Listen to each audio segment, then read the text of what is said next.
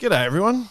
Barkarati is now brought to you by Disruptor Marine Marketing, using AI to help your marine business grow. And our friends at Radix Nutrition, the most technically comprehensive nutrition products ever to exist. Unlock your potential with Radix.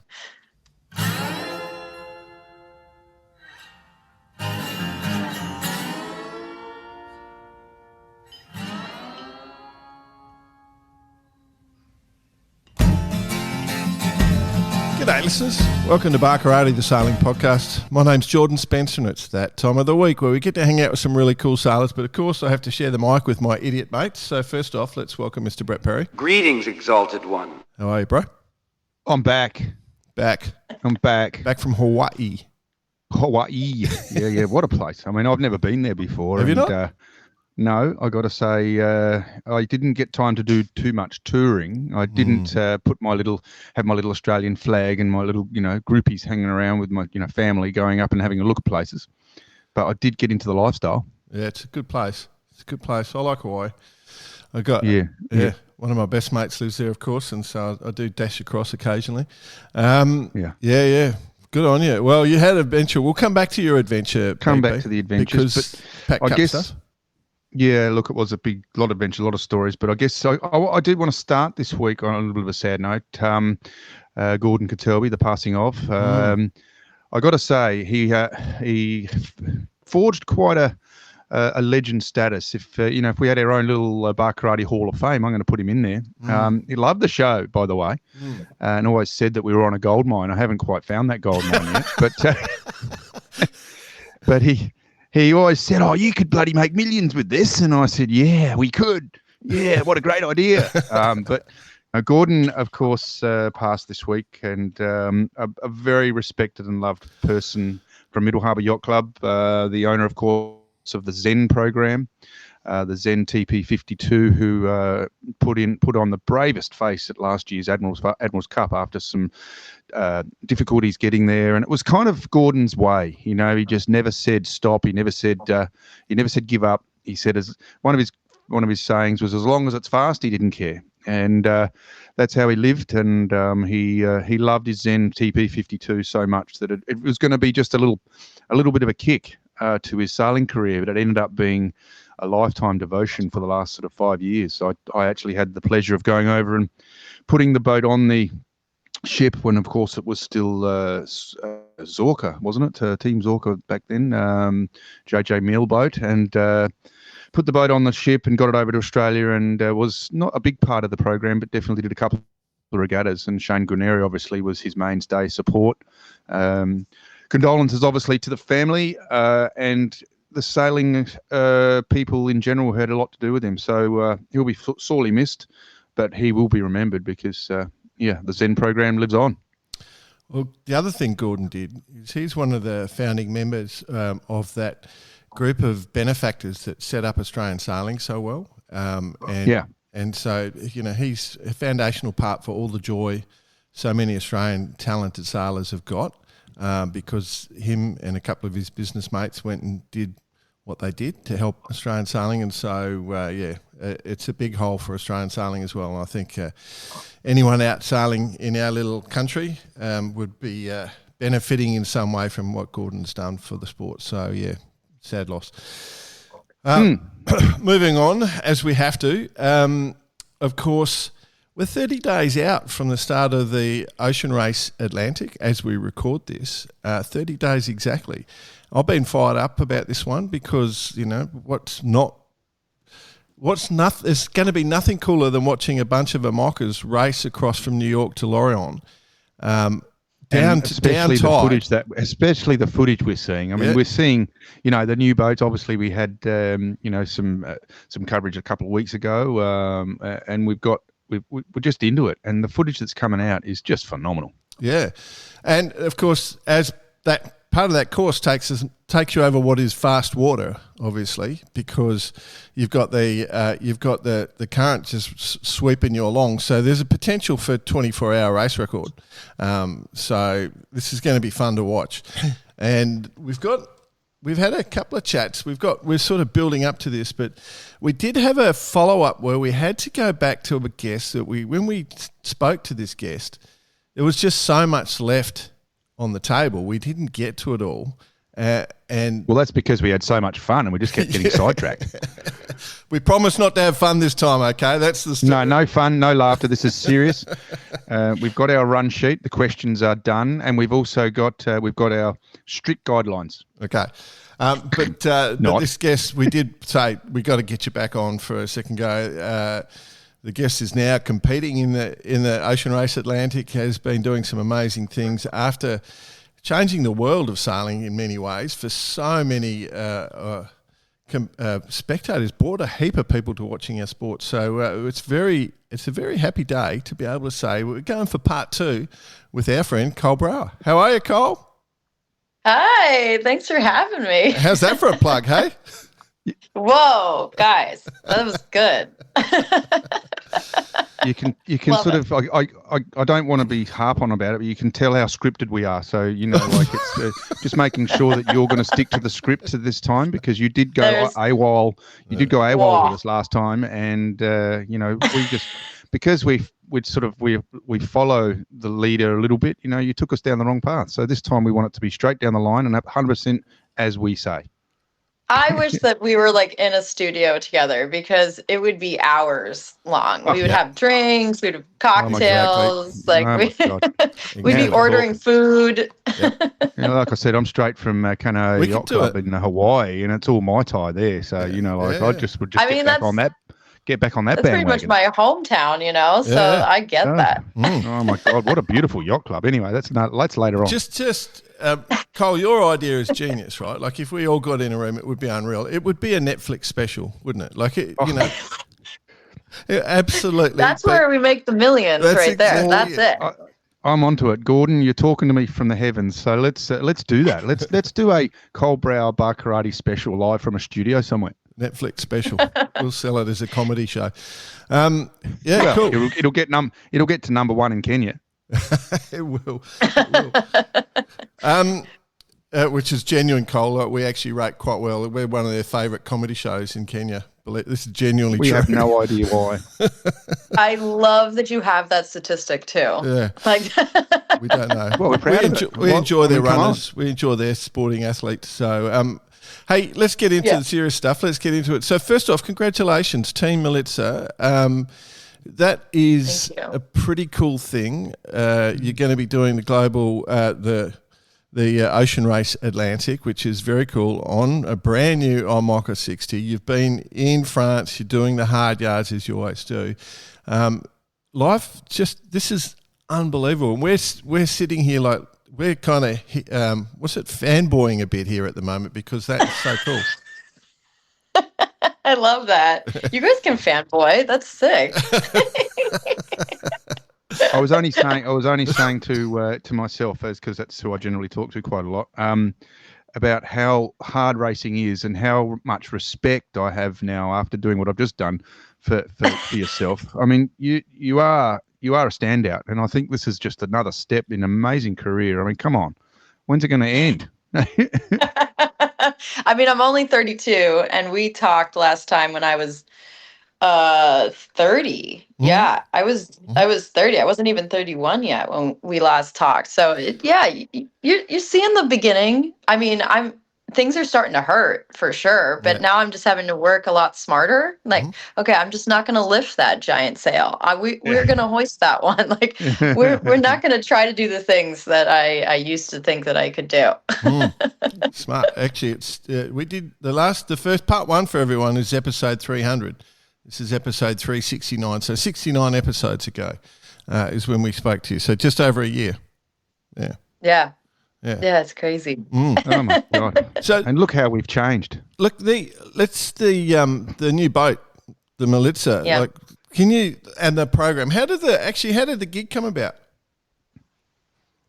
So I originally got the call 2 weeks after I finished my race around the world, my solo race. Wow. I got a call from the general manager, Holly, for Malizia, and she had seen me on social media, and I had done an interview, and the interviewee had asked me like, okay, well, who's your favorite Vendée Globe skipper? And I was like, oh, it's Boris. Like, I love what Malizia is doing. It's super cool. They're on social media. His hair, the way he does his hair, and yeah. I mean, he's pretty cool. He's pretty. I mean, it's hilarious because now we live together, which is hilarious.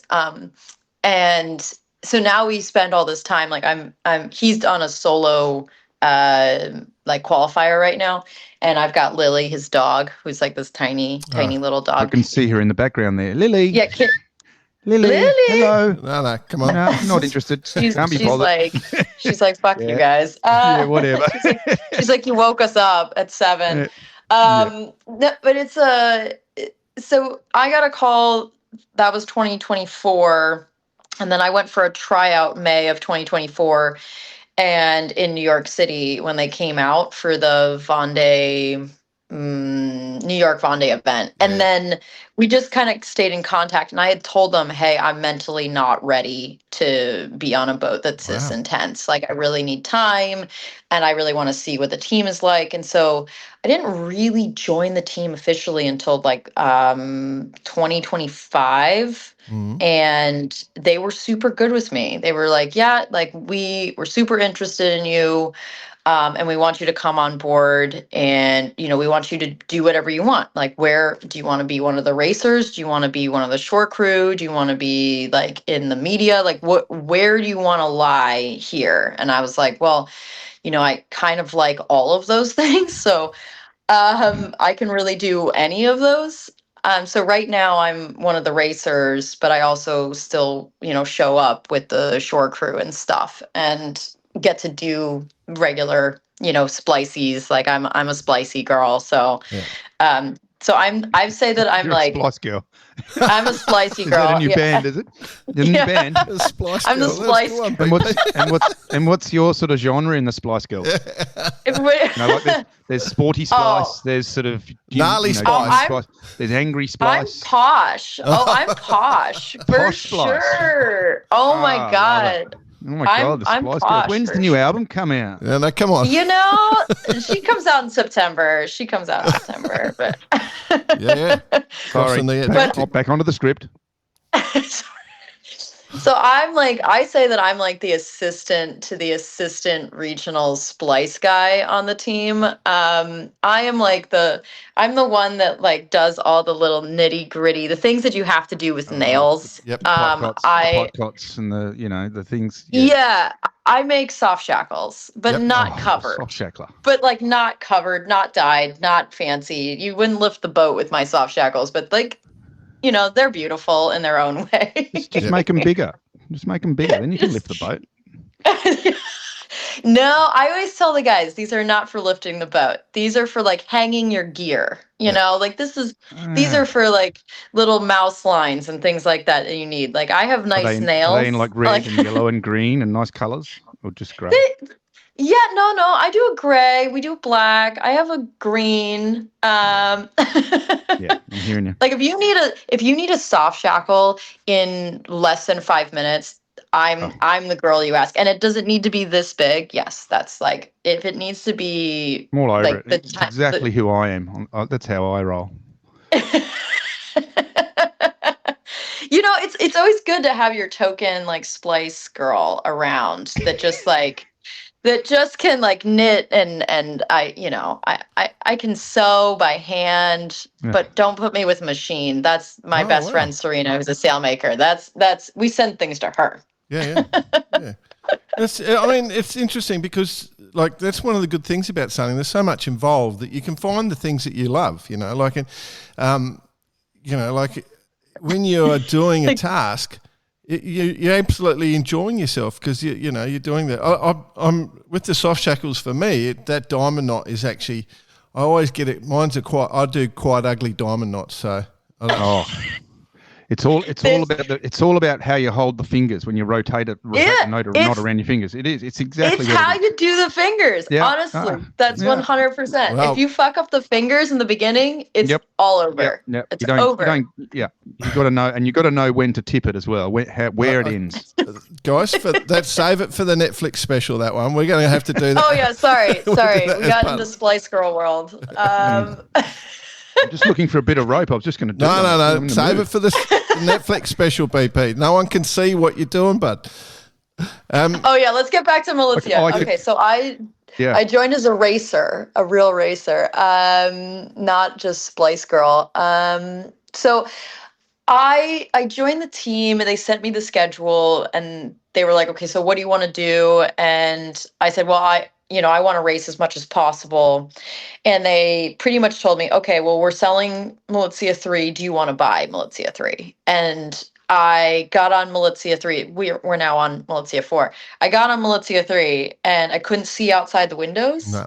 And the grinder, the coffee grinder was like up to my boobs. And so I was like a total child trying to grind on this boat, and I couldn't see out. And I remember Will Harris, one of our skippers, he was like, one day he's like, wow, these waves are really incredible. And I was like, cool. And I had to climb up to look out one of the windows. Wow. And he was like, oh shit.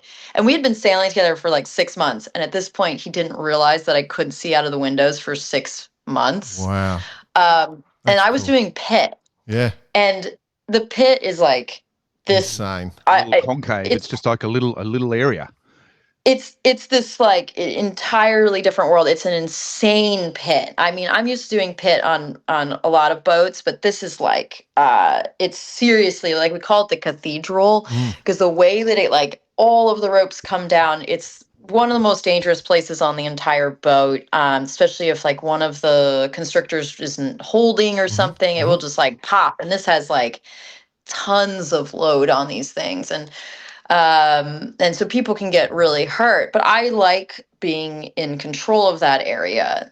It does feel quite good, and you don't have to be super strong to be in control of the pit. I do go on the grinder, which my best compliment I've ever gotten from Boris was that I push harder than most people on the grinder. Oh. When it's him and I on the grinder, he says that I grunting off.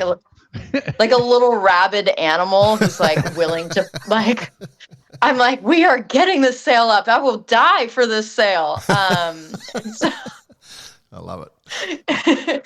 So that's pretty much how I got onto the team, and now I'm stuck on the team. I'm so I'm doing the Ocean Race Atlantic. I'll prep the boat for Boris's route to Rum, and then right now they haven't fired me. So I'll do they haven't fired me yet. Yeah. So I'll do the ocean race then I'll do the real ocean race, the world. Yeah. Wow. And I'll do 3 or 4 legs out of the 5 or 6. Yep. So I'm super stoked. I'm really excited for January, to be honest. It's January because we start the Ocean Race World, which is the first leg is 13,000 miles. And they actually asked me to be on that one. I don't know if they asked me because they like who I am or I'm a good sailor, or maybe they just wanted the media. I don't really know. I don't really care. Yeah. 13,000 miles I'm super excited about. Yeah, that's a big leg. What's that? They go, well, I'm guessing Alicante to Auckland or something, isn't it, from memory? Auckland! Yeah. Fuck yeah! I'm so excited. I love New Zealand. Yeah. I'm so stoked. Yeah. Waiheke Island, I'm coming for my wine. That's a mammoth. That's a mammoth sail, isn't it? That's a huge long way sail. To go, but 40 days. 40 days, nothing. Yeah. Come on, guys. Yeah. Come on. Yeah. It's a dream run. If you get that weather, the weather system for that whole trip could just fall perfectly for you. You could just come. I've decided there is no such thing as a dream run. Yeah, well. even if it's downwind, it's still hard. Let's ask. Oh my God, I want to ask you so much about this. So that the listeners can hear. The Transat is by far, the double-handed Transat was my dream race to do. I wanted to do it on a More 24 more than God would ever want to do anything in this life. Yeah. Yeah, like the double-handed trans pack is like, that's the race. That is like, don't even, it hurts me. Go on. Sorry. Okay. I want to go back. I want to touch base quickly on something that's probably the listeners would be really interested in, and that is obviously you sailed around the world solo on your first light, which I've actually had the pleasure of standing on board with you in the harbour. And obviously that was a really cool moment seeing you guys come into the heads there. But now you find yourself on this 60. Now they're a weapon of a boat. How are you coping with strength training and nutrition and all of these things that the general public take for granted? And I can say that now after what I've just done, but like the general public taking things for granted, like, just eating, just being fit, being conditioned to handle this. I mean, what have you been working on? So I had a really interesting conversation. We now have like some technology on board that monitors our stress levels, and it also is taking the data from the boat. We have a ridiculous amount of data coming off the boat, and it also monitors sound. So we're trying to correlate the stress levels with sound decibels.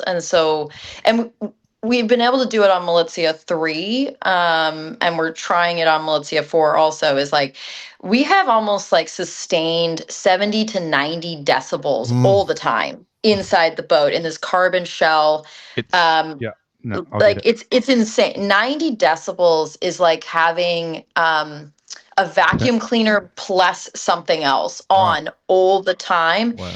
And it's, these decibels are insanely difficult to deal with. Like, when something goes wrong in the boat, we put our headphones on because it actually helps us concentrate. So you'll see us like, okay, we have a problem like with, we had an electrical problem last week when we were offshore, and it was like, okay, like headphones go on so we can literally just focus on what we need to do, because some of the stuff is so nitpicky that you make a mistake and you fry the entire boat. Like it's that critical. And so there's a friend of mine who I actually sailed with in San Francisco, and she is making this whole system. It's her startup, and it's pretty amazing. And we were sitting there talking with Boris, me, and her about like what we actually want on the boat. And Boris said the most amazing thing. He was like, you can't put a racehorse on these types of boat because they'll die. You have to put someone that treats their body already like shit, because when you get on board, I found my calling. Like, when you get on board, like a racehorse gets on board, they're gonna die. They don't have enough fat. Yeah, they're not gonna be able to go to gym. They're not gonna be able to go bike riding. They're not gonna be able to. Yeah. Like, we treat our bodies like absolute shit on board. We're eating out of plastic bags, like just not really that great of food. We're drinking like desalinated water, so we're having to always put our minerals back in and our vitamins. Like, the fruit goes bad after like 3 days. So if you're out there for, like, I was out there for 130 days, you don't have real fruit for 4 months. Like, you don't have fruit, vegetables, anything like that. And I got my degree in food science and human nutrition. And so it was really interesting to listen to Boris, because I don't go to the gym. Like, I play volleyball. I love beach volleyball. I paddle. I do these exercises that are not overly done. Like, it's mainly for fun. It's to do it with other people. It like keeps me entertained. It's like, it keeps my competitiveness at bay when I play like beach volleyball, because I can just get it out and beat the crap out of everyone and then like go to work. And so I really truly believe that the best ocean racers in the planet, they are really, really having a good time on land and then going offshore and still having a very good time. And actually in better shape when they go offshore. Like, Boris and I both agree that we are in better shape when we come back from being offshore. Like, this is his third Vendée he's signing up for. And like, when I went around the globe, I was rowing, like I was on like an erg, I think they're called, before, but I was still drinking. Like I was still like going out with my friends. I was eating donuts because I was losing weight so fast because of the stress of like prepping a boat to go around the planet. So I ate donuts and coffee every single morning. Like my life literally depended on eating this sugary treat.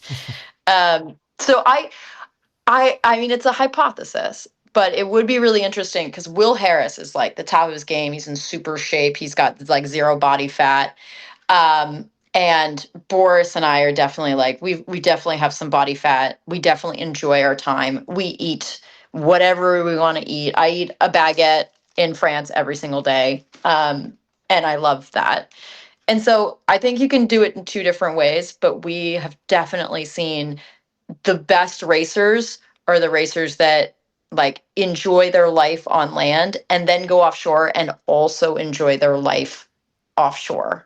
And you really have to enjoy it. Well, you look at Stu Bannatyne and a few of the other big Kiwi ocean racing legends. You know, they're just the hardcore units. They're hardcore on the shore. You don't want to tie up and have a drink with them if you're not ready. And you know, yeah, that's true. When you go to sea with them, they are hardcore. You know, so I can see what you're saying. So you probably get to meet a whole bunch of them actually when you step off in Auckland. They'll all come out. So there's some fantastic blokes. They are some fantastic guys. You cannot not have fun with them actually. So that's good. It's a great theory. So Vonda, it's going to be unreal. You're going to be happy the whole way. I'm super excited. I'm also like tidbit. I'm dating a Kiwi right now. Oh, no. And so I'm like so fucking stoked. I'm like he has to be there or we'll have to break up. Like there's no excuse not to be there. Kiwi. Like how far wrong does your life have to go to be dating a Kiwi? Oh shit, I know. I married one. Whoops, I married one. Yeah. It's so funny. I've never gone public, so you guys are my first. You're my public announcement that I'm dating a Kiwi. That's how we roll on Barcarati. Oh, I love it. We generally are the scoopsters. Well, congratulations. We bring the hot news to the sailing world. I can tell you that right now. My mum loves it. Our favourite listener. Tell your mum hi. Yeah, that's nice. That's very cool. And Jan, Bossie's mum, she listens a bit. So when you got on the 60 the first time, like, I have to ask that, you know, like you got on a fully foiling. So Malizia 3 is the full foiling. She's slightly heavier, but she's designed to go hard, that thing.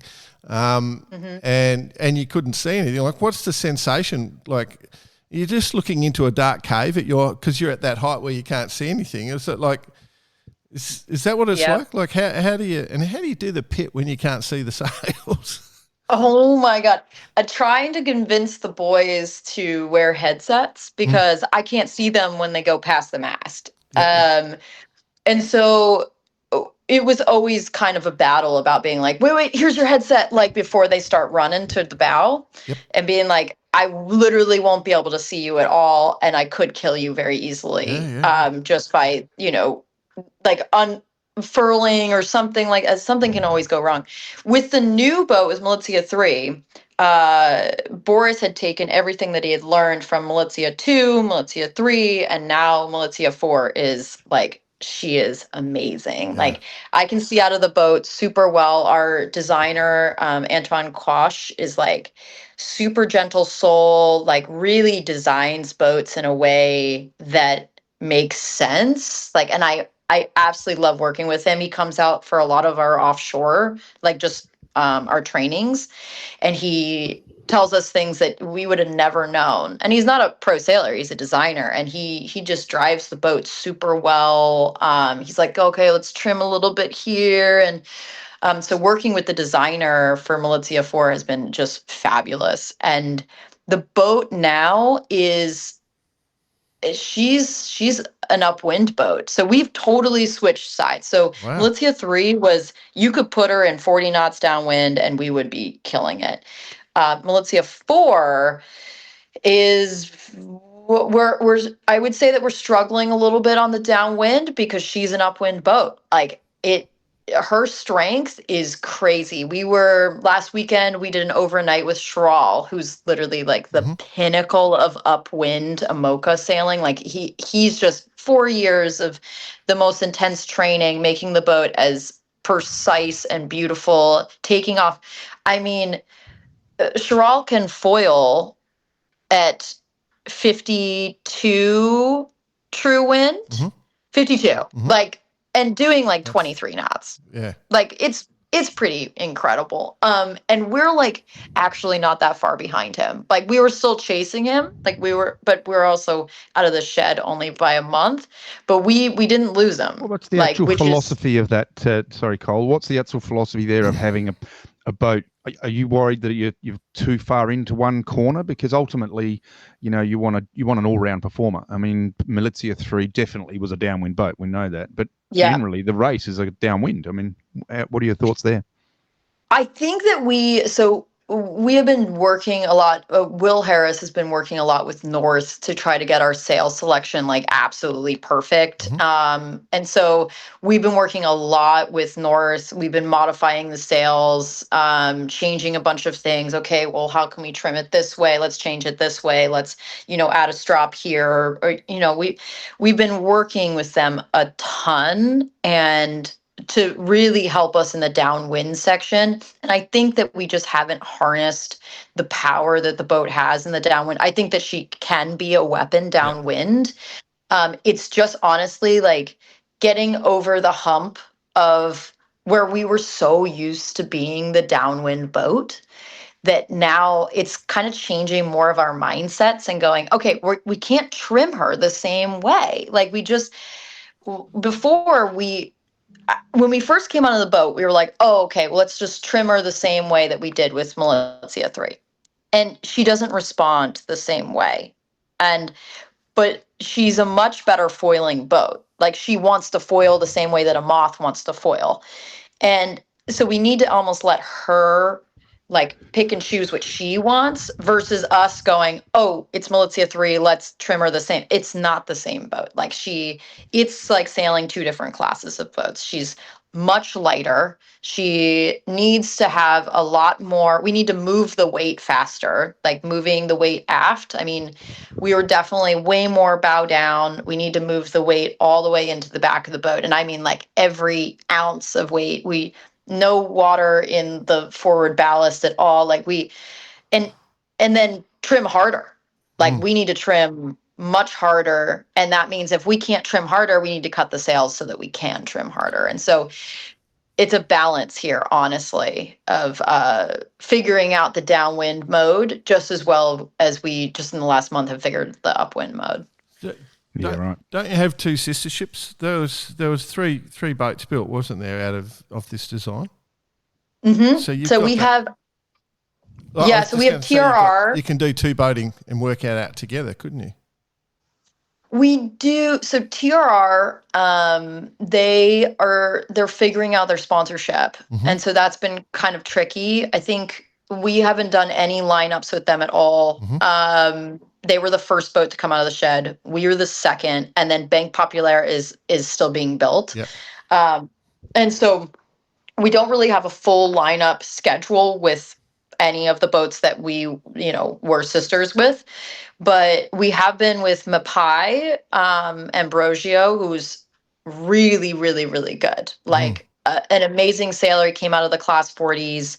And then hit the ground running. And then he just won the Vendée Arctique. I mean, I think him and I are the same age, and he's just like come in and taken off. And so we've lined up with him, and definitely it's good to see how he's great downwind. He's amazing downwind. And so kind of being right next to him, and we did 2 overnights. So it's like, we actually get to, we slow down, we line up again, and then we keep going. I mean, we're texting back and forth. Hey, are you doing, more extension, less extension? What sails are you putting up? Oh, you're going to go masthead. We'll go quad. It's like, and then let's see where we actually do well. And same with Schral. We were playing with the kite versus the quad. And I mean, these types of lineups, like you can't pay for these types of learning experience. But then we sit together in the shed with Ambrosio and us and just talk like for hours, almost too much. I fell asleep in one of the debriefs, but you can't have me on a 2-day and then be like, oh, let's do 4 hours of debrief. I'm like, can you imagine though, like just to visualize that, 2 IMOCA 60s sailing downwind, 30 knots next to each other, just two boating. Like it's just, foils sticking out the side. That is just, what a sight that must be. Oh, it's beautiful. And the things that we're trying, because we have so much flexibility, because we're not racing against each other, we're not competing against each other, we can try the craziest things and we don't have to feel awkward about it. We don't have to feel like, oh man, maybe we shouldn't. And we stopped for a while. Like one time we were having issues with like our water system with our gen, so for charging, and we had to stop so I could fix it for, I don't know, like 30 minutes. And the guys just stopped and had lunch and waited for me to finish what I was doing. And then like, we just then kept going. It was pretty amazing. Like when you're working with these other people, they don't have to stop. They can just keep going and be like, F you, like we're competitors. But to actually stop and want to wait for you while you're doing something with a brand new boat. The fact of the matter is they're getting something out of it too. So, you're out there for that reason. And we share the logs, like we share the Adrena tracker, we share because we pay a data analyst somewhere in Frankfurt to like look at all our data and all the comments that we're putting into the computer during the entire trek. And like we send that also to them. And so they get, okay, we did this sail change, we felt good about it, they get our notes. It's almost like having 2 teams on the same boat trying to work together, and it's priceless. Honestly, it's absolutely priceless. And with Ambrosio coming up into the scene and doing so well, like we love being able to partner with him. And I think him trying to match against a brand new boat, like brand new out of the shed boat is pretty, it also works for him quite well, because he can be like, oh, okay, like maybe if we change this, we can beat them, or we say the same thing. It's people want to compete with us now. It's kind of cool. Yeah. I'm intrigued. People wanted to compete with you anyway, but it doesn't matter. It just means it's like everything though. You get in a race of this field, you find your in apostrophes teammates, if you like, and that's what it's about, because it doesn't happen on your own, because you might think you're doing well, but you might be down the wrong path completely. Yeah. I mean, obviously, you'll resolve it pretty quick. You've got an X505 sailor in Boris, so you'll get straight to the front. Of course he has. But I tell you, one of the skill sets I think you should pitch to Boris that you've got is to charm all the French fishermen. I don't know. So they don't run into your boat. Oh my God. I mean, we have put so much technology on the boat since that Vendée. We have insane amounts of technology now. I mean, the CAI or the Oscar, the cameras on board, the radar. I mean, the alarms. Yesterday, I kicked Boris off the dock, and one of the alarms was going off so badly, and I couldn't figure out which alarm it was. Like, I went on to the Oscar, it wasn't that. I went on to the radar, it wasn't that. Then I had to go on to the Adrena. Then I was like, oh, it's an Adrena alarm. Like, we've got so many alarms, and they are not quiet. We've been able to kind of adapt. We have a lot of chats about the alarms, don't we? Yeah, we've had enough chats about the alarms, I think. I think we should. I'm interested, though. Well, the alarm I think that was going off was the she's kicked him off the boat. She's kicked him off the boat. Boris is off the boat. Boris is off the boat. Like something like that. Kicked him off the dock. I'm interested with Oscar and stuff, like what you see now, how far it's evolved. Like, if you're looking forward, are you seeing under the water at all at the moment, or like? No submerged, but partially submerged. Yes. We can see partially submerged. Anything that's above the water, we can see. We just have to be really cautious because there's a lot of like false alarms. Like if the sun is directly on the camera and then like a bird flies in front, it will it will scream and then it will go away. And so we've kind of learned when the false alarms go. Like the false alarms will be like a bleep and then it goes away.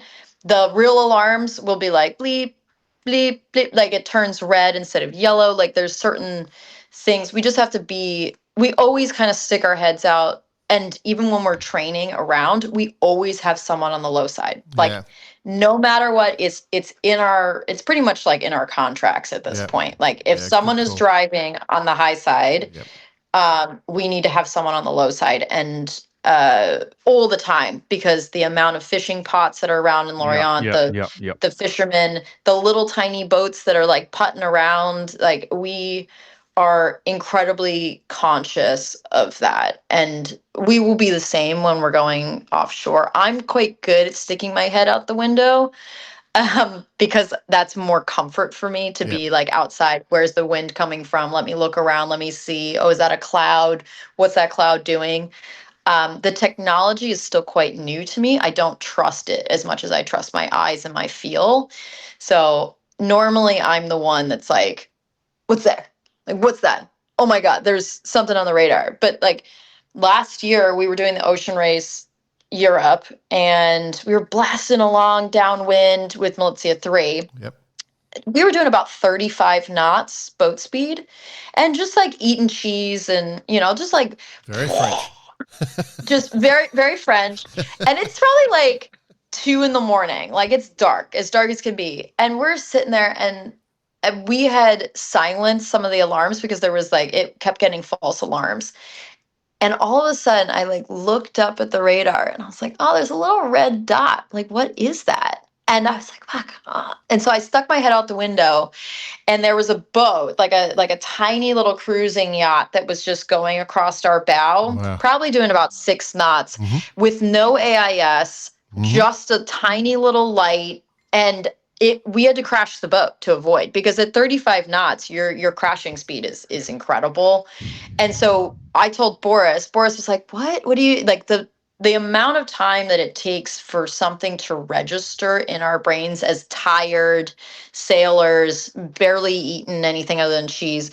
And all of a sudden I was like, Boris, like down, like all the way, like just crash the boat. And we went from 35 knots to like, like, and this boat, this tiny, like you don't even have time to call on the radio. You're not like, motherfucker, like put your AIS on. Like there's nothing. You crash the boat and the boat does stop. Like you won't be moving when you're fully downwind and the sails are like this. Like that's kind of the good part, at least of the boats, is that you always have a safety zone of the Amoka. The Amoka is like a 150 true wind. Like you can sit there all day long, perfectly safe, just no problem. Moving at like 5 knots, like super easy.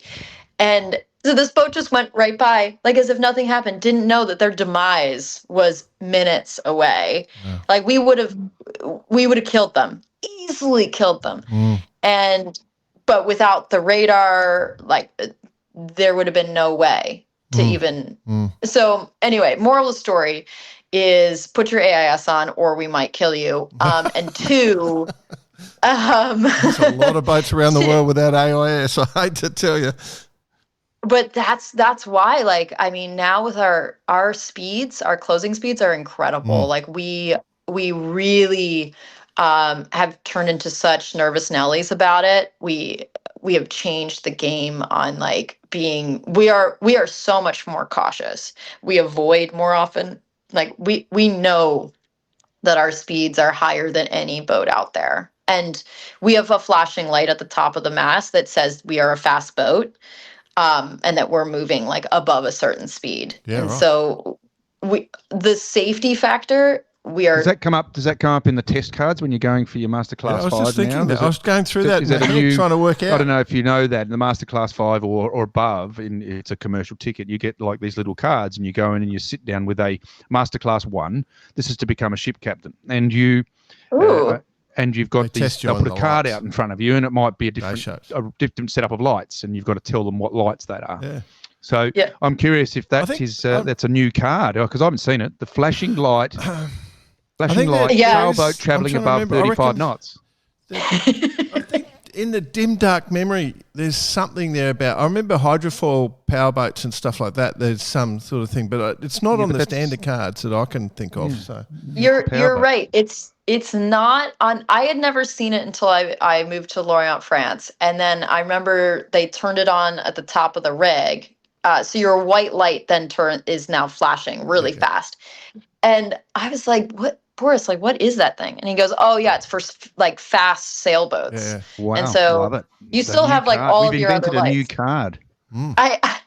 I guess when you're moving that fast, because we are the fastest boat on the water now, like, you're doing better speeds than, cargo ships. And I think the fishermen that are also going like really, really fast, like the sport fishers, should have also something because they're doing even faster speeds than us.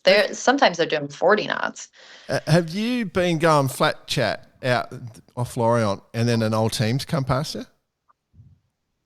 We are right now, because the winds haven't been that fast or that crazy. We're doing about the same speeds right now in certain conditions. I mean, we like one of the guys who sails with us, Julian. He's on Jatana, the old team, and so he sails offshore with us and then leaves. Like once we come back to shore, he leaves the same day with Jatana. So we're docked across from Actual, which is also an all team. And then across the way is Jatana too. So it's like the whole community is so tight knit. Yeah. Yeah. So we see them all the time. Yeah. I mean, and we have this incredible photo. I can't believe we didn't post it on social media. Boris loves to blast through the channel. Like he loves to just push the rules just a little bit and almost get us arrested.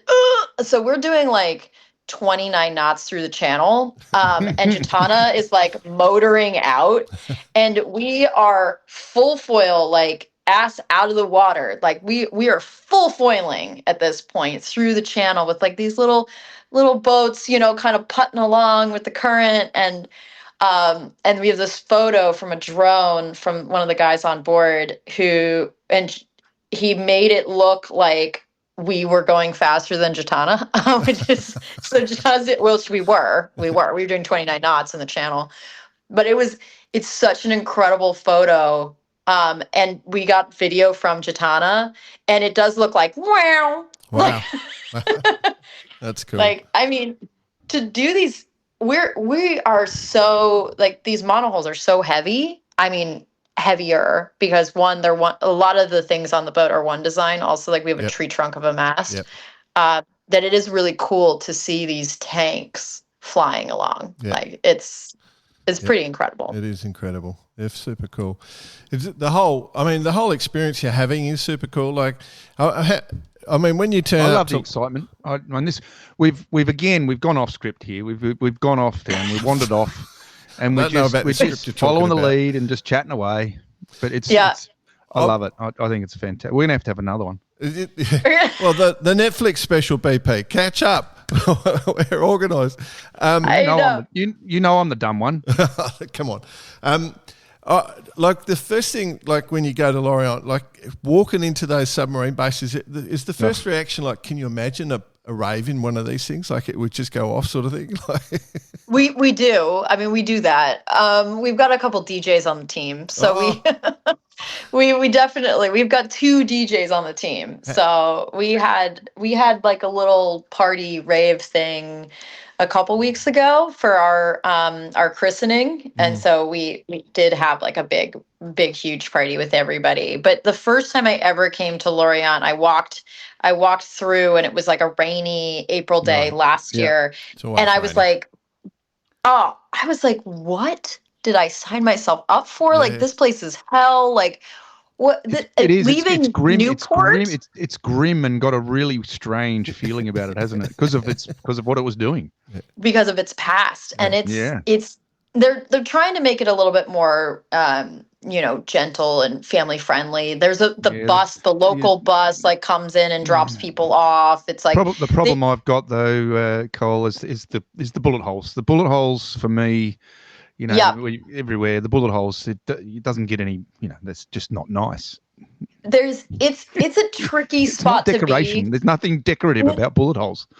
No, it's pretty insane, and it's got this kind of underground. Like I've been inside the barracks, like that really is closed off. People aren't supposed to go, and I've been inside, and it's fairly untouched. Yeah. Like there's old papers from the war, and like big alternators inside to keep the whole place going, and it's a pretty incredible place. And the history is. The history of the place, they're really trying to change it. They're trying to say, okay, well, this is now a family friendly place, and we have this, and we can put boats here, and let's put the shed there. And it's been going since the early 2000s, trying to change the place and make 100%. it more of a place to be. But yeah, it's not Newport, Rhode Island. No. Well, yeah, the difference is the sun. Yeah, but it's been, oh my God, it's been 40 degrees, which that's like 106 degrees Fahrenheit. We haven't seen rain in 2 months. I've been hearing this. I was seeing some photos of the Danube and how dry it is. Yeah. Yeah, it's pretty incredible. And we have no air conditioning. Like there's no place that has air conditioning. That's right. The houses aren't set up for it. No, like I don't, in my little Airbnb here, it's no. It's pretty France has been really interesting because it went from like super rainy to then like no rain. We can't even wash the boat. They have a hose ban in France right now, so we can't, which is driving me bonkers because I'm a pretty clean human when it comes to boats, and it just a month of sailing and we can't wash the boat at all. That's driving. Football. Yeah. Yeah. Run your desal and then just give it a hose down.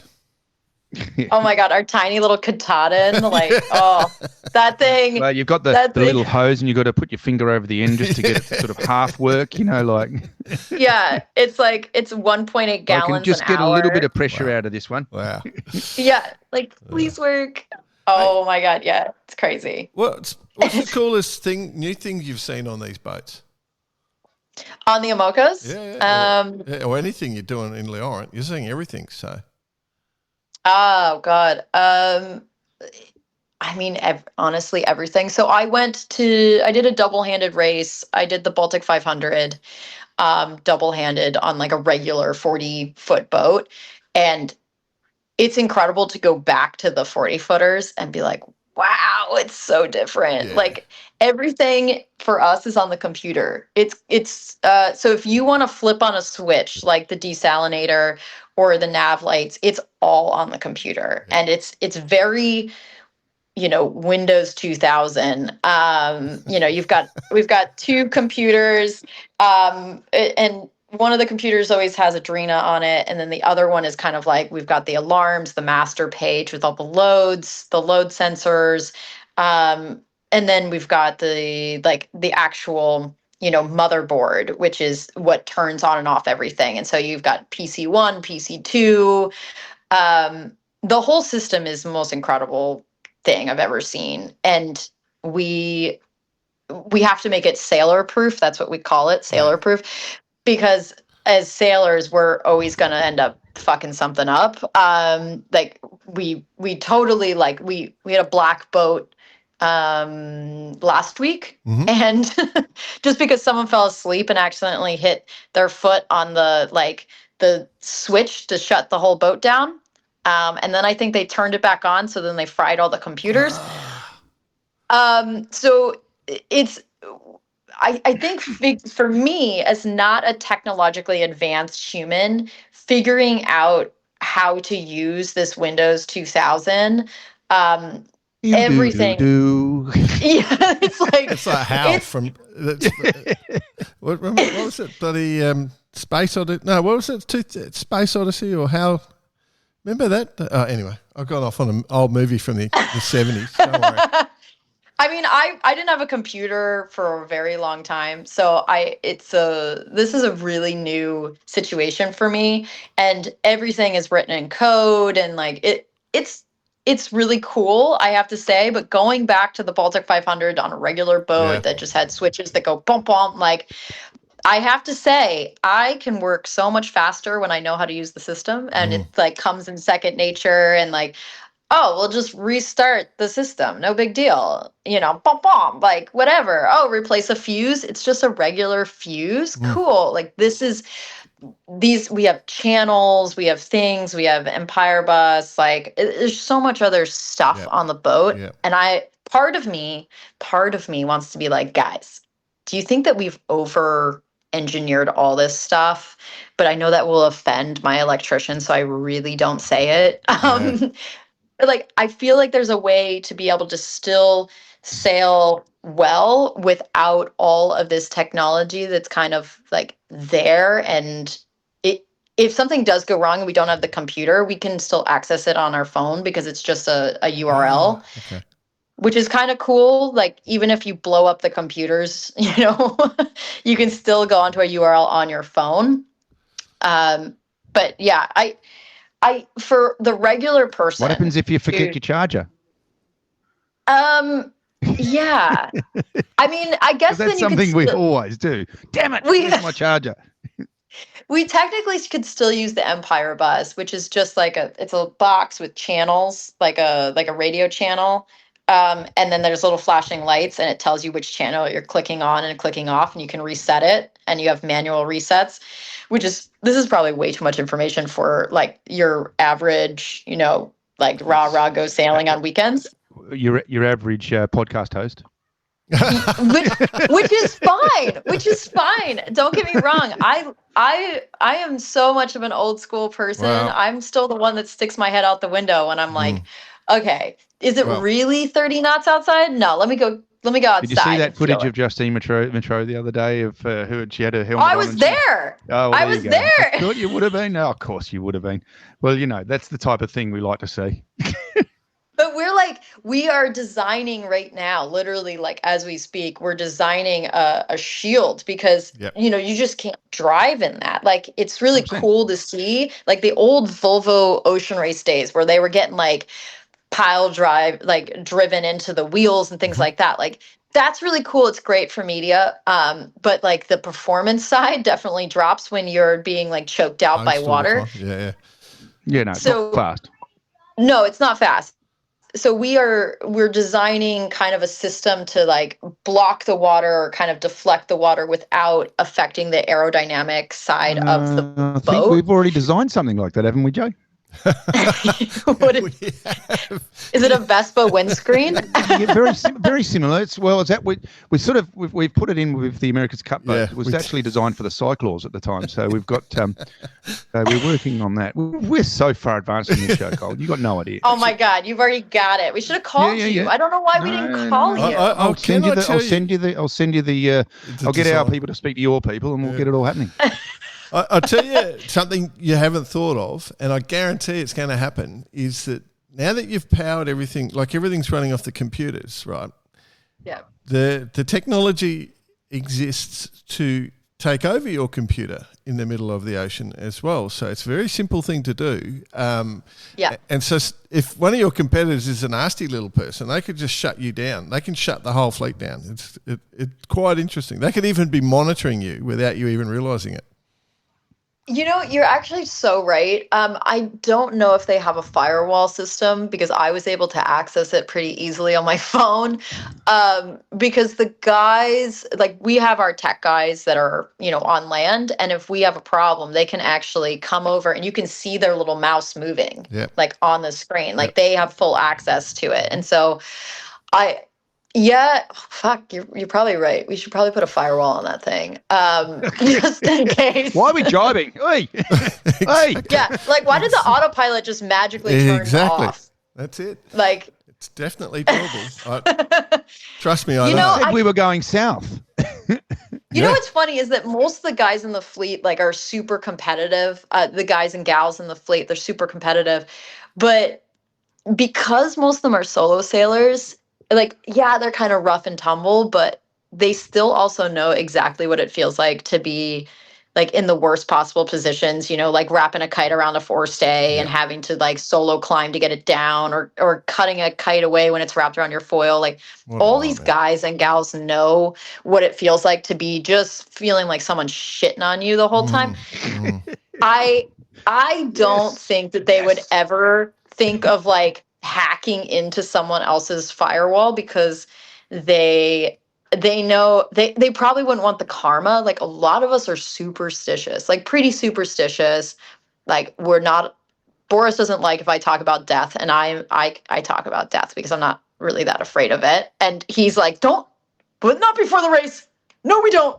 Like it's we like he's super superstitious. Like if I say something anywhere like negative about something, he's like, no, positive thoughts. We are positive. And it's so a lot of these people especially in France, everyone shits on the French people, but I think people shit on the French people because if you don't speak French, or at least say like bonjour, ça va, like anything, then they're like, oh, they hate you. But if you walk into any place and immediately start with bonjour and are like kiss kiss, you've got them. Like that's it. Like they're friends, and they realize that you speak such shitty French that they will then speak English to you because they know that their English is better. And so I don't think the French are the meanest people. I think it's sometimes it's the Canadians, to be honest. They can be a little brutal. Tell me about it. Tell me about it. Jeez. Also, America has been so shitty to the Americans, to the Canadians. So maybe it's also could be part of that. A factor of it. Could be a factor of the that. Northern Australians, as we call them, the Canada. We love, but. Wow, there's some pretty full bore stuff going on, I tell you. Hey. But if you ever need like a sailing partner to come and do regular sailing with zero technology, I am all for it. Yeah. Like bring me. I love that. Like I miss the days of me double-handed. My first double-handed sailing was on a J80 offshore. We were literally like sinking. One person would be bailing while the other person was driving the tiller with their legs, jibing the kite.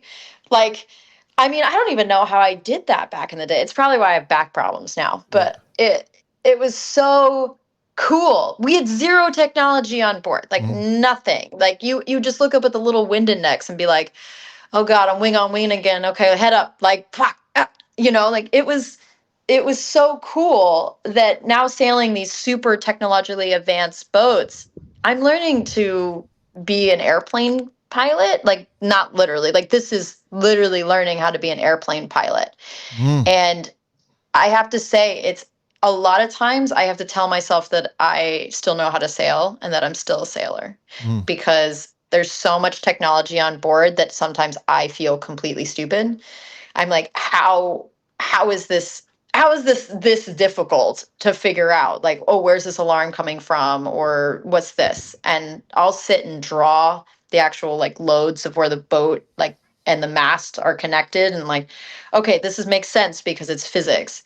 But sometimes you can forget even how to trim the boat, because on a foiling boat you don't trim the same way. Like as a sailor who doesn't fly that often, I under trim every single time so much, and then you start flying and the front sails are like blah, blah, blah, blah, blah, blah. And then you crash because the boat's not flying anymore. And so you have to change your whole mentality of sailing so massively that your brain literally hurts.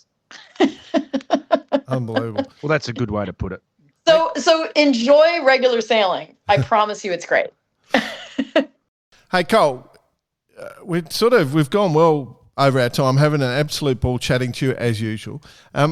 I don't really want to say goodbye. So why don't have to be another segment coming up? Why don't you just stay on for the rest of the show, seeing we're down to only two of us anyway? So is that cool? Yeah, I'll be Bicey. Yeah, for sure. I can say you can do hot time with Bicey. We'll give you what you need to talk about. How does that sound? Oh my God, I love being a celebrity on this show. Like I'm like, I'll come in for the celeb shot any day. If you've got a computer in front of you, you're going to have to look up the various events, and you can just run through them and give us some results. Oh shit! Hold on, I haven't watched any sailing in so long. You just follow our lead and say yes. Just say yes. Yeah. Tell stories. Yeah. All right, let's do it.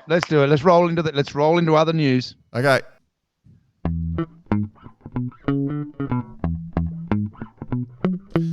Well, normally we discuss the interview right about now, but we've still got our interviewee in the conversation. What did you like about your interview, Cole? What stood out about it for you?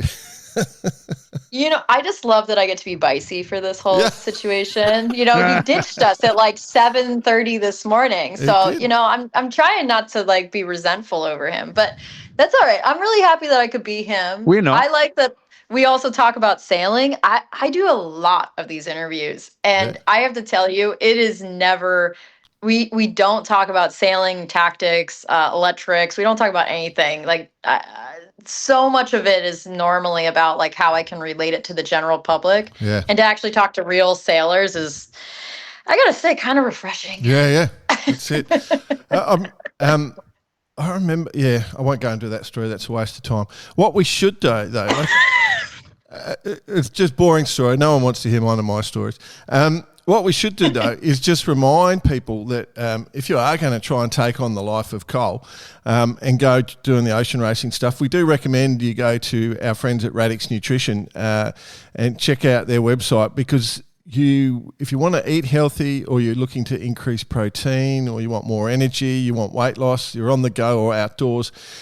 Hey, we've got to add something to this, Jay. What? And I've experienced it. What? Practicality. There is nothing easier than ripping the top of this little bag, putting some milk or water in it, and eating. It's how it is. But that's what I was saying. Remember, we came up with the idea for when traveling. Like I'm always in hotel rooms. Bicey's always in hotel. When you're in a hotel room, having the Radix in your bag is actually way healthier than at 2 a.m. going, I've got to go down to McDonald's or something like that. So. It's the go. Yeah. But if you jump onto Radix Nutrition and use Bar Karate as the discount code, you get a discount on us, and you can go and live the life that Cole's living. And when you're at sea, sick. It's sick. I know. You should try it. You turn into Cole Brauer. And speaking of all the technology, when you're at sea, if you want to spend that time at sea, you got to have somebody answering the phones in your business, of course. And if you're in a marine business, gets most of your work from reputation or word of mouth, but you feel like you're missing leads or not following up fast enough, our friends at disruptormarinemarketing.com.au have the solution for you. Disruptor is DISRUPTA. They install a 24/7 AI receptionist, what we call the buy spot, so you never miss a call or an inquiry again, and they set up a referral system that doubles your referred leads in 60 days, or you don't have to pay. So there you go.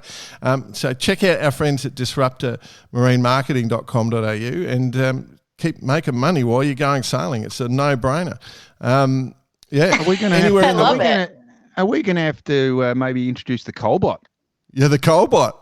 Yes, the new one. So we've got the Bicey bot. We've had Lizbot, and the Colebot could be the new front of house secretary. I want a bot. What? Yeah.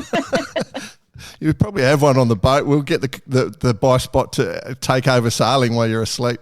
There we go. Oh, if only there could be 2 of me. I say that all the time. I would then sail like double-handed all the time. Well, there you go. You've just nailed the marketing slogan of Disruptor Marine. So basically, there is 2 of you with this, because it gets the job done for you.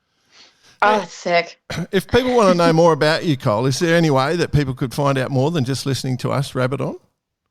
Oh, well, I have this, I've got this new book coming out, actually. Woo-hoo! I wrote a book. The Dyslexic wrote a book. Is that for dyslexians only?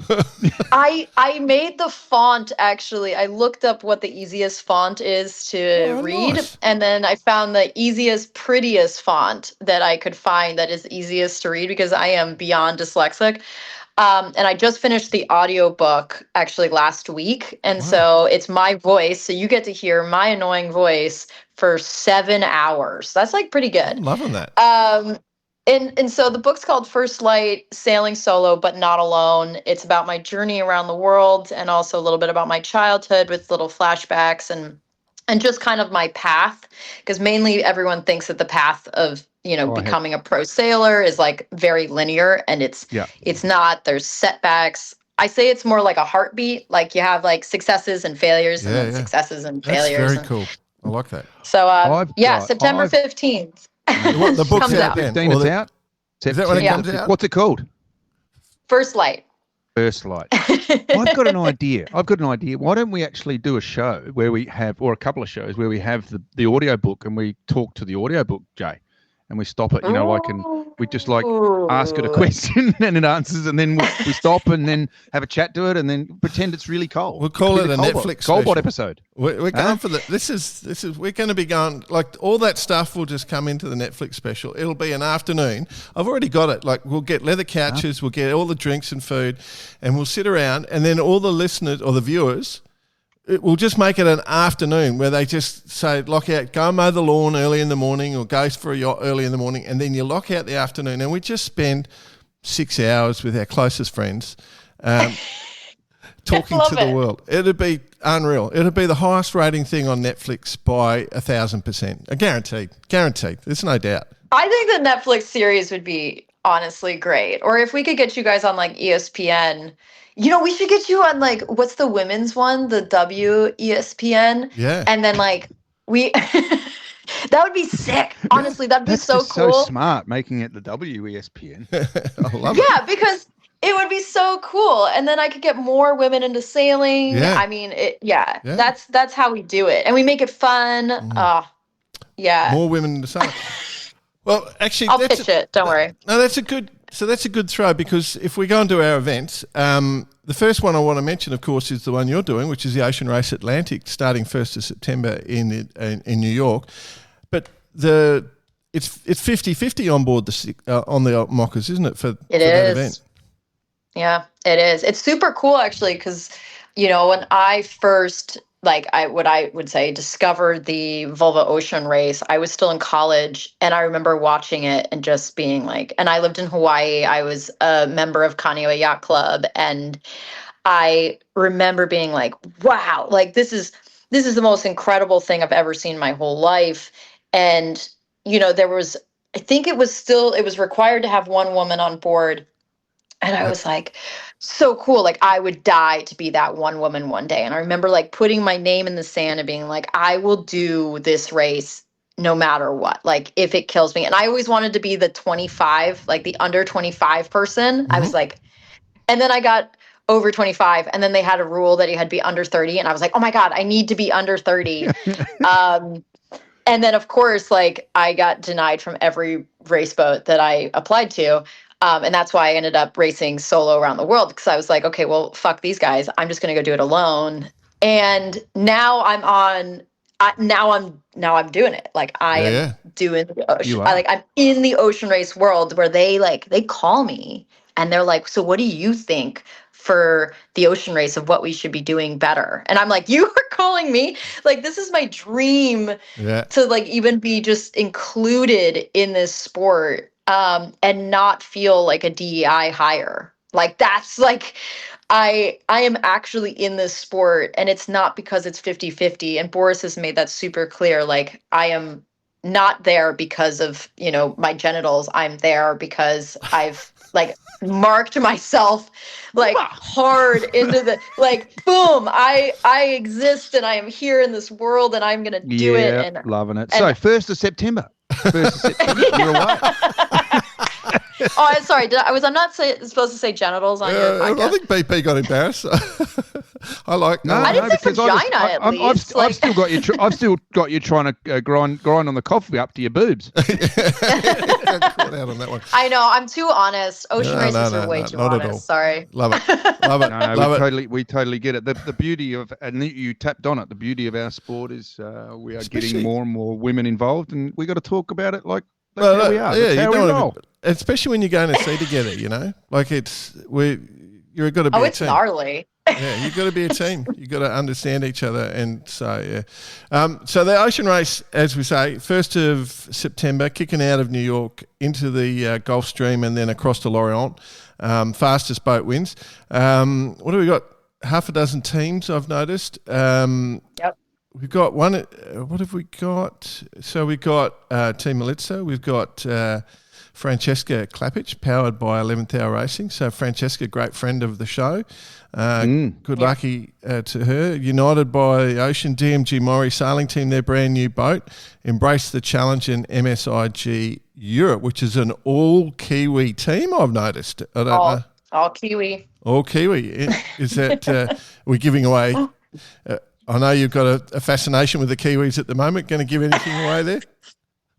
No, not dating anyone on that team. Okay, promise. Copy. Fishing. Did you like that little fishing hook? Just went out over the side, see what we could find out. But yeah, no. Okay. I do like it. This is my only private thing I've ever said on a podcast. So I feel very comfortable with you guys, clearly. Yeah. Thank you. We love it.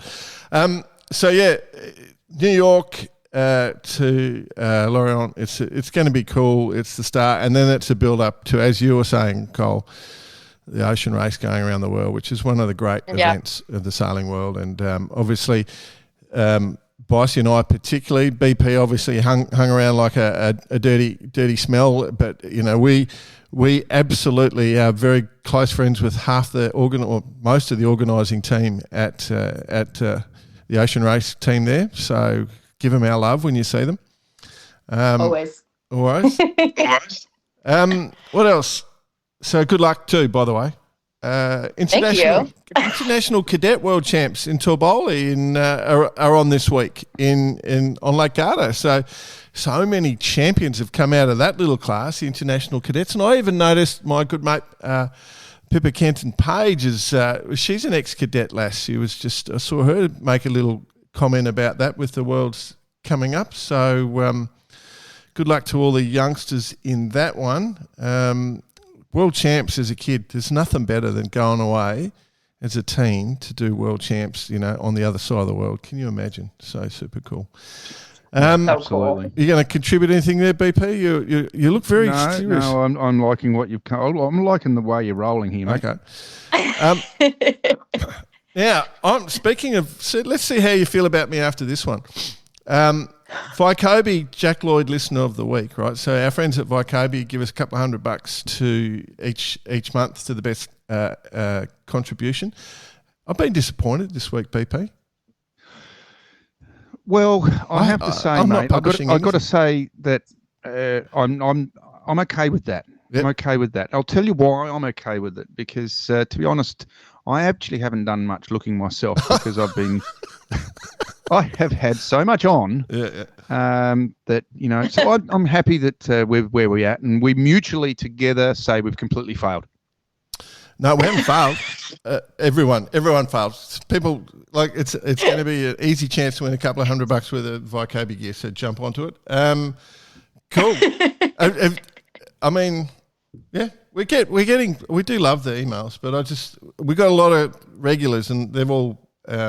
I want to see something new, so yeah. Okay, this is going to be a challenge now, Bicey. Pretend Bice. Pretend Bice. Pseudo Bice. Yeah, let's go. Let's go. I'm trying to think. The Cole Bice, Cole Bice, Bice Cole. The Bice Cole, the Bice Cole. hot time with Brauer. Yeah, that's it. Yeah. Yeah. Do your best, Aussie. Okay, hang on. That's terrible. It's hot time with Cole. Nice. Hit that in Bice is beautifully. going to kill us. No, he's going to kill us. He's going to love it. He's just making money, so he's working hard. Yeah, we love Pro Sailor. Yeah, life of a Pro Sailor. What else? We've got to talk about. Congratulations to all the competitors in the Fireball World Champs just been and run.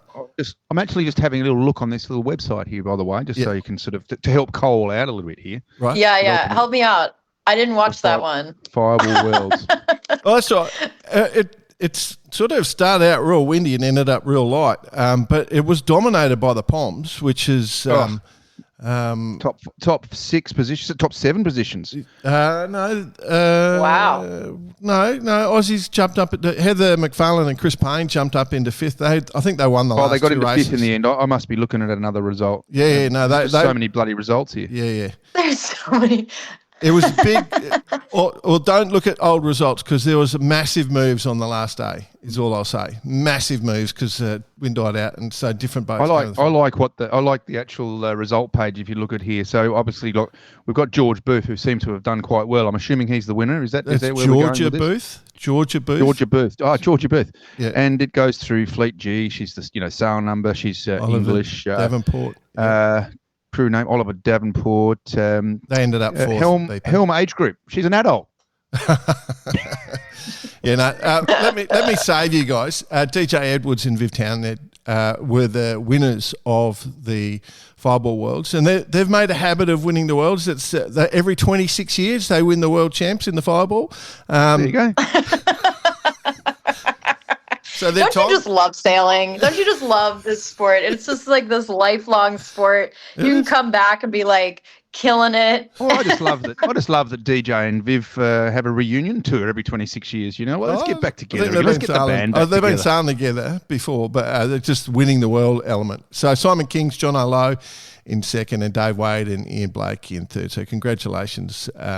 The Pom's looking really dominant in that class at the moment, which is interesting. But, that is Fireball Worlds. Sail GP in Portsmouth. What did we think, team? Anyone get a chance to watch that one at all? USA. Yeah, they've been going well. Are you close to any of the team from the USA, Cole? Do you know any of them? Oh yeah. Yeah. I sailed with Taylor Canfield for like 4 years on the Melges 24. Yeah. He's a tough cookie.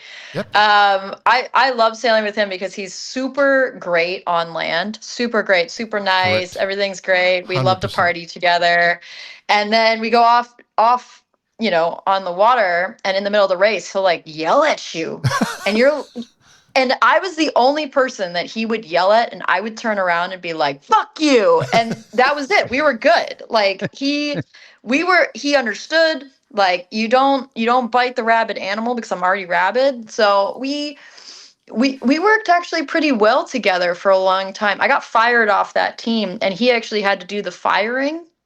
And he started tearing up. He's a good had guy. to fire me. Yeah. And I was telling him it was okay. I was like, it's fine. We're good. And so I actually have a soft spot for Taylor Canfield. I know that he's a tough cookie, and a lot of people are like, blah, blah, blah, blah, blah. But he's a brother. So, yeah. If you know the bloke, if you know the guy, he genuinely is super nice bloke on the land. Like, he just have a great time. He's good fun. He's a good guy. As is most of that US team, I'll be honest. So, yeah. I've been watching from afar, even when they weren't doing so well last year and the year before and stuff. And I definitely have always kind of been a fan and kind of been like a little cheerleader to them of like, you got this. Like, don't worry. Just ignore the critics. Like, they're all shitty. Don't worry. And now they're doing it. So yeah. I'm super proud. Super proud. Well, yeah, it's been a cool journey. I think they put a lot of time and effort in. I think the shake-up was quite brutal there a couple of years ago, but they're starting to get a bit more consistent, eh? Yep. Yeah.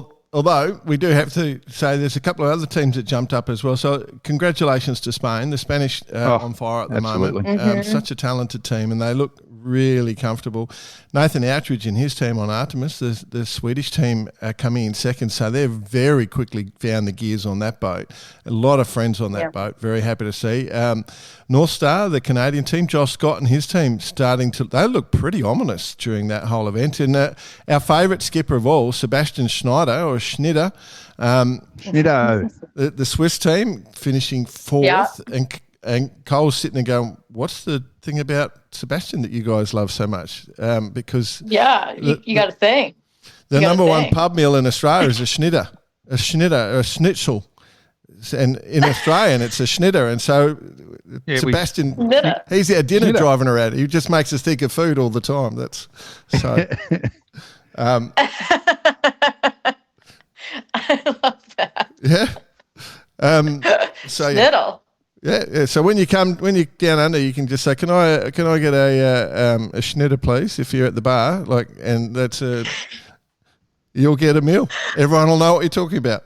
And that's it. Okay. I love it. I'm breaking through that language barrier. Let's go. Yeah, you're packing up your French. You've got your Australian.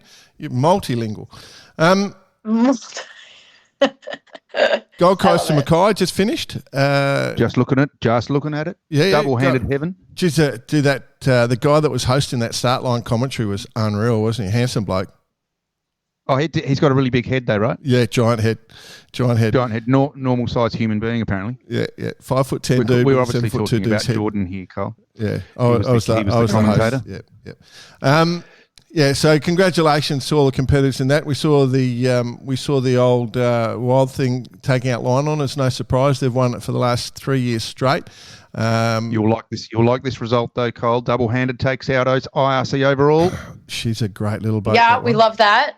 We love the double-handers coming in strong. Yeah, well, the old Mistral. I was raving about this boat before the start. Rupert Henry and Greg O'Shea, the formidable team, back together again. But they raced 4 up in this one, BP. Just so you know. Oh, did they? Sorry. Yeah. Sorry. Yeah. No, that's all right. But they always race double-handed on that. But yeah, they did for this race. They went 4 up.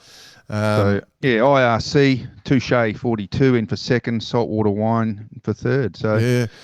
500 and something miles race. It's a pretty long race, isn't it? Oh, Wild Oats 10 looked red hot off the start line. They had a few nupties on that boat. I don't know how they got that thing around the course. I saw Squark. I saw them all. The first people I saw as I walked in, it was just fantastic to see the boys. So that boat was just sailed very, very well. So 66-foot Reichel Pew with all the hot shots on board. So that was cool. Yep. We're going to get you in soon, Cole. Sydney to Gold Coast the week before. Black to black. That thing looks fast, just sitting still. I got to say, I had the absolute privilege of seeing the great man himself yesterday. I had lunch with one Bubsy 2 days ago. Sorry, it was in Newcastle, and sat down with the great man Bubsy, and we're sitting there and happened to sort of pivot as one does. I sort of pivoted. And there he was, Mr. Sean Langman himself, and he managed to get up and say, "Well, this is where all the greats hang out, apparently." And I said, "Well, you're here, mate. So there you go." Sean Langman straight off the win. Double-handers in second and third, though. Disco Trooper and Ambition in the second and third plots, racing double-handed, and then the old Smuggler. Big shout out to Jules Hull, by the way, who's just stepped up to Rear Commodore of the CYC of Australia, by the way. So good on him. And Smuggler. Smashing it, Sebastian Bohm's TP52 taking line on us and end up fourth on IRC. So that's what's going on in those boats. And any news from Cows Week? Anyone got anything at all? We've had one day. Just really quickly. This is where it says we say whatever you have been doing, Bice. Yeah, that's so in UK. Okay, Bice, go for it. What have you been doing? Well, I'm doing a bunch of sailing. I'm super pro. I make shit tons of money. Like, don't mess with me. I'm doing it. And I'm the technical director of Southern Spars. I'm right up there. Oh yeah, and I'm the technical director of Southern Spars. And I don't know. I heard through the grapevine that they broke a mast when it was in shipping. I don't know. I had a friend that told me that to give you guys shit or to give Bicey shit, but since he's not here, I can't give him shit. I know all about that. I don't know. You could blame Southerns for that, but that was no, I don't think you can. Yeah, that was the shipping company, I think. So it's a bit of awkward because I think that was the 72. One of the 72s that mast was racing across to. So I don't think Southerns are to blame on that one, but they did. So yeah, that's my only gossip that I know. People tell me little bits of gossip every once in a while. That's good. That's sailing. That's why half the fun. Well, that's how we're here. That's why we're here. Bicey, you've been busy though. I see you've got meetings left, right, and centre while you're sailing, while you're at events. It seems to be working out quite well for you. Yeah, I do what I do. Yeah. Okay, right. So cows, day one. We've had one day. Excuse me, sorry. You're right, boy. You're right. Light winds water, in the mate. morning, waited for the sea breeze, so they sat on shore a bit. Like 650 boats, and it's the 200th running of Cows Week, 200th anniversary. I think that's pretty cool. 650 boats, so what's that? I don't know how many, 5,000 sailors, something like that. Yeah. What an event. It's probably the most insane sailing. I've never raced in Cows Week before. I mean, I'm speaking not as spicy right now, but I've never raced in Cows Week, but I have been a safety boat for Cows Week before, and I saw 2 boats sink. Yeah. Like on my watch, I literally rescued people off of their tiny boats while their boat was sinking. And I had a woman look at me and say, "This is my first regatta. Like, what do I do with my boat that's sinking?" And I'm like, "Well, it's gone, ma'am. Like, what, there's not much we can do. It's blowing 25 and you're in the shipping channel. Yeah. Like, we got to get you out of here now." Nice. And this woman was like, had no idea what was going on. And I was like, yeah, this boat is like, let's just get you on shore, like ASAP. I mean, the weather that comes through the Solent is absolutely incredible, and it can go from super beautiful, kind of like overcast skies, to like all of a sudden it's raining, stormy, blowing 30, and these tiny little boats that are out there, all 600 of them, because they're super small, they just get lost. And so I love Cows Week, never done it, but yeah, being the safety boat driver, if you want some entertainment, that is the job for you. Also gets very choppy because there's plenty of tide running through there, and so it can tide against wind, it gets real choppy. But there was some footage I saw this morning from 3 Cape 31s and at a mark rounding. Boy, that was... did you see that one? Crazy. Oh my God. They always get super close to each other. I've seen some crazy stuff where someone's gotten like one of their runners, the loose runner, like wrapped around one of the marks and then pulled the rig down right there, right in front of us. Like, boom. Yeah, those bloody channels, the channel markers, they're quite gnarly, aren't they? And that they just come out of nowhere. They just come out of nowhere. Yeah, 1 minute you're laying it, next minute you're laying on top of it. Yes. That should be a bumper sticker. Yeah. That should be a Cows Week bumper sticker. And then be like, that's what she said. Oh, dear. All right. Oh, dear, Bossy. Yes, you're up there today. Sorry. We're going to have to talk about the Pack Cup. Any stories there, BP? So we know that you and Stace were racing different boats, and we saw your updates during the race. Cole, tell us about the Pack Cup from being a Hawaiian girl. I think it finishes at your club, doesn't it? Or the Kanawa, yeah. Yeah, it does. So the Pack Cup was always my favorite race. I used to work race committee actually when I was in college at Kaneohe. And so I was in charge of safety boat and kind of coordinating everyone. I don't know how I've always ended up on the safety boat. Probably because I'm crazy enough, but it was so cool because you have all these guys that, they bring their boats over so that they can bring you through the channel. So if you draw too much, you have to go through the shipping, and then if not, then you can go through the little boat channel. The Sundon channel or whatever it's called. I can't even remember now. Oh yeah, something like I can't. Yeah, Sandman. Yeah, something like that. But anyway, yes. I just so because quickly on that point, we went up to the point lookout and you could actually see where you come in, and I'll tell you what, there's reefs everywhere. Yeah, there's a little gap you go through. Oh, I have run aground, like going from the shipping coming in and just being like having beers, everything's hanging out, just won a race, and then like coming in and then ended up like boom, and you're fully on your side, and someone has to come over from the sandbar and drag you off, and they're also drunk. It's like, I mean, the stuff that happened in Hawaii is like, I recommend doing the Pack Cup coming into Hawaii. I mean, I did the Pack Cup in 2018 with 5 guys, 1 other woman, and this other woman and I double-handed it. Like, these guys had no idea what they were up against. Wow. And we did it on a symmetrical boat. And her and I were the only 2 people that knew how to drive under a symmetrical, which is super funky anyway, in big waves going downwind. And she had never been on an ocean. She was from Switzerland. Wow. So it was like, we just killed it. And so the Pack Cup has this like beautiful legacy for me, and it's still my favorite race. to this day, coming into like my home into Kaneohe, and I'm actually going back to Kaneohe to have a speaking engagement there in November, and I am like beyond excited to go back. Well, make sure you go up to Victor and give him a big g'day from me. He's all good. The Commodore of the club. What a great guy. Actually thinking about having him on the show the next couple of weeks, cool. Jay. So. You should. Yeah, I like He's that. a great guy. I like that a lot. Nothing I love more than giving the people doing all the hard work behind the scenes a bit of love. That's for absolutely. Sure. And the work that went into it. Anyway, Bob Hiddenden was there. Met with Bob and hung out with him a lot. And but yeah, it was pretty special. But I understand what you're saying. Coming into that finish line after, the best part of 2,500 miles. Well, because not as the crow flies. Obviously, you're going around the Pacific High, which was pretty funky this year. Got to say. Just before you which way did you go? Hang on, did just before we go there, I just want to highlight the fact that we've just created a new division, double-handed with passengers. I think it's a new division. Yeah, new division. Yeah. You people aren't allowed to do a single thing.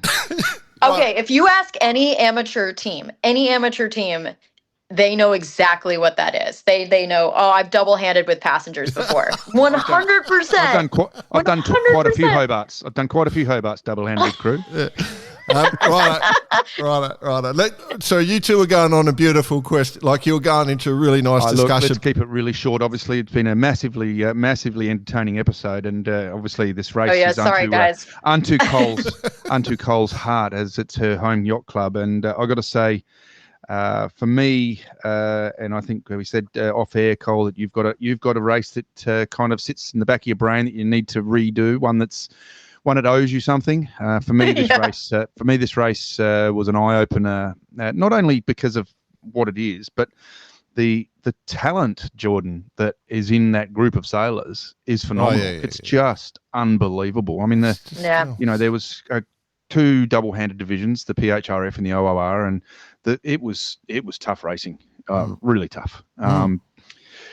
So anyway, look, a real quick summary. The high was a bit unsettled due to El Nino. Mm-hmm. Of course. Funny hurricane down in Mexico, which sort of spiced it up a little bit coming out of San Fran. We had 4 or so days of 20 to 25 knots, sort of, tight reaching, a little bit of downwind, which was quite exciting, and we sailed really well, and was in a nice position.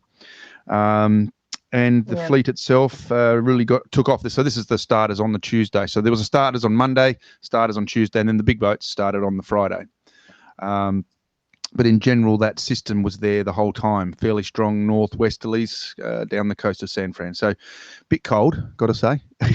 Yeah, cold. Leaving from San Fran that's one of the toughest parts, because you leave and you're like, holy shit, like, did I bring enough clothes? Yeah, and then you get further and it gets a little bit nicer, but it starts rough. So the Gribs were saying a little bit south, so we took off and went south, and it was a drag race across that first 4 or 5 days, and that's kind of the guts of the first part of the race. The next part of the race, unfortunately, we were to succumb to some damage in the rudder region. I was steering at the time and hit something, and basically pulled the tiller out of my hand, and we damaged the gudgeon, which led to sort of a myriad of issues that kept compiling during the rest of the race.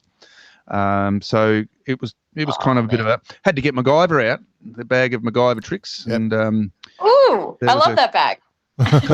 There was a cactus leaf. There was a old tub of mouldy yogurt. There was a couple of bits of rusty wire. I found Nana's knitting needle from 1940. That was there. Any of Cole's soft shackles? Couple of bronze shackles. That it all fitted in. So basically, in the end, Cole, I had to rebuild basically the back of the boat. Oh no! And got us there now. Got us there, but the beauty was finishing that race, coming in, and the welcome you get, Jay, is after that long at sea, double-handed with your crew. It's quite you're at the end of your tether, for many reasons, and so when you get in, there was sort of between sort of 70 or 80 people there, just all welcoming us, and it was fantastic. Great race. For those who are interested, Great race, tough. But I'll tell you what, you've got to, it owes me. I'm going back. Yeah. Yeah, it's still to this day one of my favorite races. Even what is that? Almost 10 years later, I still think of it. It's like people always say the Transpac. I'm not going to shit on the Transpac, but coming into Kaneohe Bay and seeing the mountains, like it's in like the low-lying clouds and like on a little like beautiful morning, like God. We came in on a morning, Cole, and you did, and it was beautiful sunny day. Can I just say one thing? This entire race was done with no moon and cloud cover the entire way. So night times were black. I'm talking black, and coming out of San Fran, or you've got just the glow of the lights turned down as low as you can because it's just too bright.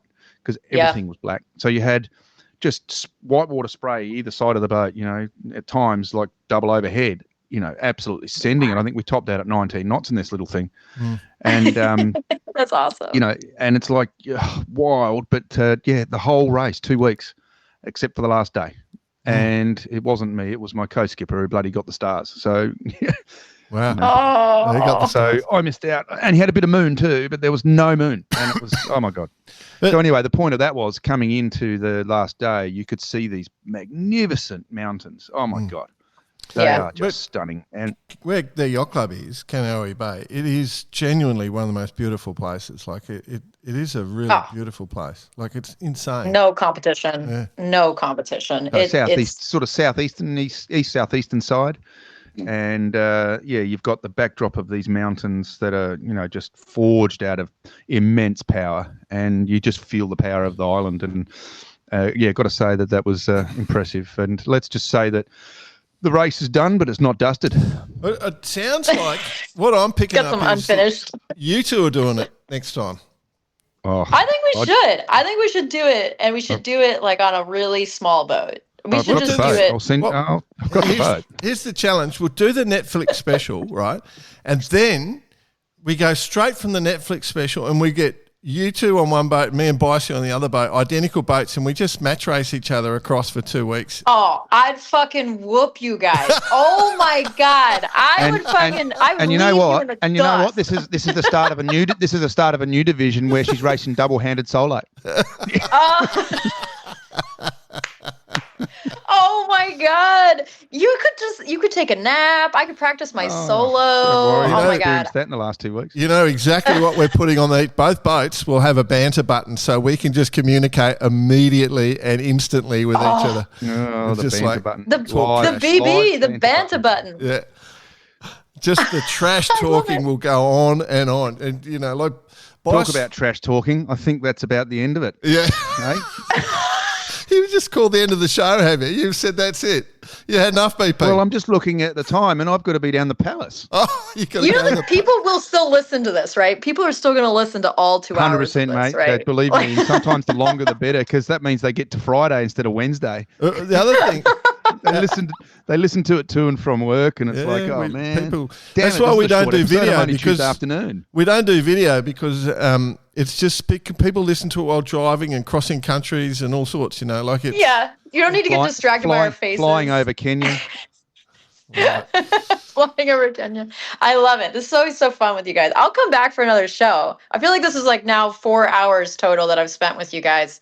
So the Netflix special. Like 2 hours before, 2 hours now. I think we have a Netflix special like lined up. Oh, for sure. It's no doubt. Or ESPN, I'm WESPN. Hoping to be in your next book, to be honest. Yeah. I know. Honestly, book number 2. Let's go. Let's go. Bar Karate, the Cole Brauer story. or Cole Brauer, the Bar Karate story. Yeah. # Bar Karate. Let's go. Right. Well, let's sign off, and as I said, we'll just keep going because it's an ongoing relationship. It's a happy one, so we'll sign off and leave the listeners hanging for more. How about that for a deal? I think we're good at that. Yeah, cool. All right, well, listeners, thanks for listening in. I think you'll have enjoyed it. I know you will. You just send us some emails because there's a chance to win some fantastic Vycobi gear if you'd send us something funny on the emails at cheers@barkarate.com. jump onto disruptormarinemarketing.com.au so you can just go sailing all the time and not have to work in your business. And then, of course, our friends at Radix Nutrition for all your food. And then First Light, the new book coming out September 15, I think. I got that right? Yep. Cole's story. It's going to be a winner. Thanks. Thanks for listening. Thanks for having us. Legend. Thanks, man. Thanks all. Cheers. Cheers, guys.